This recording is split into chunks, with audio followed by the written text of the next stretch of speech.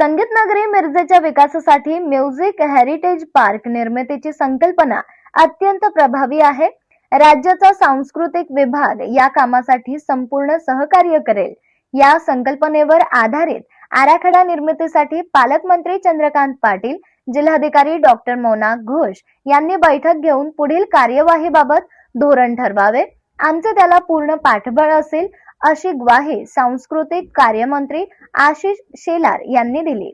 मुंबई मंत्रालयात सांस्कृतिक कार्य विभागात श्री शेलार यांच्या अध्यक्षतेखाली बैठक झाली. भाजपचे नेते पृथ्वीराज पाटील यांनी ही मूळ संकल्पना मांडली आहे. बैठकीत त्यांनी संगीत नगरी मिरज शहराचा इतिहास आणि संकल्पनेचे सादरीकरण केले. तंतुवाद्य निर्माते मोहसिन मिरजकर, अल्ताफ पिरजादे, फारुख सतारमेकर, नईम सतारमेकर, आयुब सतारमेकर, गुलाबराव पाटील ट्रस्टचे विश्वस्त वीरेंद्र पाटील प्रत्यक्ष, तर जिल्हाधिकारी डॉक्टर मोना घोष, जिल्हा उद्योग केंद्राच्या महाव्यवस्थापक विद्या कुलकर्णी सांगलीतून ऑनलाईन बैठकीस हजर होते. श्री शेलार म्हणाले, मी मिरजेची तंतुवाद्य निर्मिती पाहिली आहे. संगीत नगरी म्हणून मिरज शहराचा विकास करण्याच्या संकल्पनेला राज्य शासन पूर्ण सहकार्य करेल. त्यासाठी आराखडा निर्मिती, जागेची उपलब्धता याबाबत पालकमंत्री निर्णय घेतील. मी त्यांच्याशी तशी चर्चा केली आहे. विविध पातळीवर निधी उभा करता येईल. जिल्हाधिकाऱ्यांनी लवकरच त्याबाबत बैठक आयोजित करून या संबंधित सर्वांना विश्वासात घेऊन पुढील आराखडा तयार करावा. सांस्कृतिक कार्य विभागाचे सचिव डॉक्टर किरण कुलकर्णी यांनी या संकल्पनेला बळ दिले.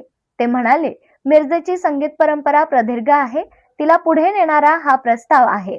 योग्य दिशा, धोरण, आराखडा झाल्यास त्याला निश्चितपणे मूर्त स्वरूप मिळेल. या बैठकीनंतर पालकमंत्री चंद्रकांत पाटील यांच्यासोबत बैठक झाली. त्यांनी संकल्पना समजून घेतली. अतिशय उत्तम प्रस्ताव आहे. सांगलीला आल्यानंतर या विषयावर प्राधान्याने बैठक घेऊ अशी ग्वाही त्यांनी दिली. पृथ्वीराज पाटील यांनी डिजिटल प्रेझेंटेशन केले. ते म्हणाले, मिरजेच्या तंतुवाद्य निर्मितीला 200 वर्षांची परंपरा आहे. जगभरातील 13 देशांमध्ये ही वाद्ये निर्यात होतात. अनेक कुटुंबांचा तो व्यवसाय आहेच, शिवाय ती मिरजेची ओळख आहे. त्याला व्यापक स्वरूप दिल्यास उद्योग निर्मिती होईल, मिरजेचे पर्यटन वाढेल, निर्यातीला चालना मिळेल आणि नवीन कलाकार घडवून लोप पावत चाललेली कला पुन्हा भक्कमपणे पुढे नेता येईल.